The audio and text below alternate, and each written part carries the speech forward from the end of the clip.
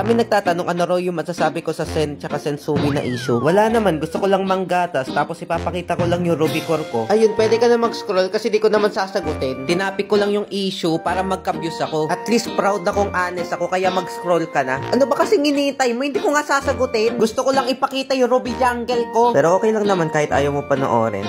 Ayaw niya umalis so sabing hindi ko nga sasagutin. Ginagatasan ko nga lang para magkaroon ako ng views. Pero okay lang naman kung ayaw mo ng Ruby Jungle. Kung gusto mo ng issue, doon ka na lang sa ibang content creator. Sige na, pwede mo na i-scroll. Ako lang naman to eh. Grabe talaga pagka-chismosa na ito. Oh. Enjoyin mo na lang kaya yung Pasko. Hindi nga ako magsasalita kasi nandito lang ako para sa views. Pero okay lang kahit wag ka na manood. Nagpapakatotoo lang naman ako eh. Kung ayaw mo ng Ruby Jungle, scroll ka na. Boss, mag-iisang minuto na nag-aantay ka pa rin. Uulit-ulitin ko ba? Nandito lang ako para sa views. Kasi nga may requirements ako. Eh ayaw nyo naman ng Ruby Jungle eh. Mas gusto nyo yung issue kaya nandito ako. Pero kung ayaw nyo, okay lang naman kahit wag nyo na ako panoorin. Doon na lang tayo sa issue. O tingnan mo, kakaantay mo, nanalo na ako.